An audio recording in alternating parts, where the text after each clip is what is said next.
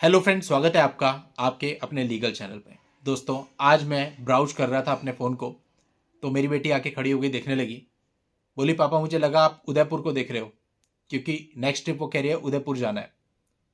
मैंने कहा, अरे नहीं, मैं तो अपनी लीगल न्यूज़ पढ़ रहा था। तो अचानक से मैंने एक लीगल न्यूज़ पे क्लिक किया और कोइंसिडेंट ऐसा कि वो लीगल न्यूज़ भी उदयपुर की ही निकली। उसी पर मैं आज का वीडियो आप लोगों के लिए ला रहा हूँ। ये वीडियो दोस्तों लीगल क्वेश्चन पे है। कई बार ऐसा होता है कि आप किसी पर्टिकुलर चीज के लिए स्टेप लेते हो, लेकिन दूसरी पार्टी बोलती है तो मेंटेनेबल ही नहीं, यानी लीगल पॉइंट पर प्रश्न चिन्ह लगा देती है कि आप ऐसा कर ही नहीं सकते। तो दोस्तों, इस तरह का कोई ये मामला है और मैट्रिमोनियल से संबंधित है। ये मामला जानेंगे तो आपको बहुत मदद मिलेगी। कई बार होता है कि आप हाईकोर्ट सुप्रीम कोर्ट तक चले जाते हैं बिना चीज़ों को जाने, और वहां जाके लाखों रुपए खर्च करने के बाद आपकी पिटीशन एक्सेप्ट तक नहीं होती है। तो इस वीडियो को आखिर तक जरूर देखना, और आपने अभी तक भी चैनल को सब्सक्राइब नहीं किया है तो फटाफट चैनल को सब्सक्राइब करके नोटिफिकेशन बेल पर जरूर क्लिक कर लेना। दोस्तों, इस मामले में जो लड़की थी वो भोपाल मध्य प्रदेश की थी और जो लड़का था वो उदयपुर राजस्थान का था। दोनों पक्षकार शादी के बाद दुबई चले गए और दुबई में साथ में रहने लगे। कुछ ही समय के बाद दोनों के बीच झगड़े उत्पन्न हो गए। झगड़े इस कदर बढ़ गए कि मामला डाइवोर्स तक पहुंच गया।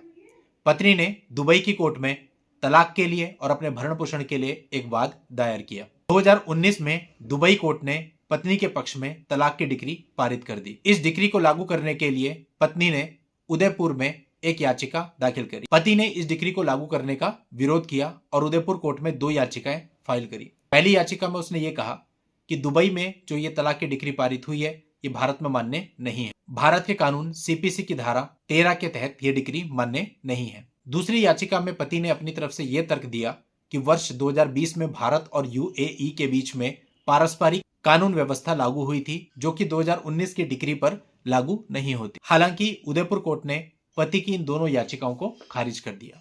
अब दोस्तों, इसके बाद वो लीगल पॉइंट उत्पन्न हुआ। पति ने अपनी तरफ से जोधपुर हाईकोर्ट का दरवाजा खटखटाया और कॉन्स्टिट्यूशन के आर्टिकल 226 और 227 में एक रिट याचिका दायर करी, और पति का कहना था कि उदयपुर कोर्ट का जो फैसला है वो गलत है। अब पत्नी ने अपना तर्क रखा। पत्नी ने कहा, उदयपुर कोर्ट का फैसला डिक्री के समान है और उसकी अपील की जा सकती है, इसलिए पति के द्वारा जो ये रिट याचिका फाइल की गई है ये मेंटेनेबल नहीं है। यानी कि इन शॉर्ट पत्नी का यह कहना था कि पति हाईकोर्ट में रिट याचिका फाइल ही नहीं कर सकता। अब इस कानूनी बिंदु पर हाईकोर्ट को फैसला लेना था। तो यहां पर हाईकोर्ट ने कानूनों का बहुत ही बारीकी से अध्ययन किया। सीपीसी की धारा 47 और आदेश 21 के नियम 58, 97 और 99 का अध्ययन किया। अध्ययन करने के बाद हाईकोर्ट इस निष्कर्ष पर पहुंचा कि उदयपुर कोर्ट का जो आदेश है वो डिक्री के समान नहीं है और यह अपील योग्य भी नहीं है। इसलिए पति की जो रिट याचिका है under article 226 and 227 of the constitution of India वो सुनवाई योग्य है, यानी कि मेंटेनेबल है, वो दायर की जा सकती है। दोस्तों, ऐसा कई बार होता है कि आप कोई रिट याचिका प्रस्तुत करते हैं आर्टिकल 226 और 227 में, और दूसरी पार्टी उसके पोषणीय होने पर ही प्रश्न उठा देती है कि मेंटेनेबल ही नहीं है।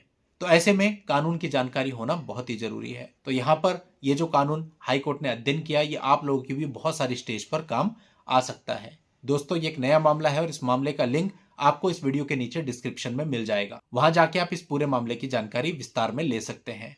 आज की इस वीडियो में इतना ही। नेक्स्ट वीडियो में नई जानकारी के साथ मैं आपसे फिर मिलता हूं। तब तक के लिए good bye and thank you for watching. Take care.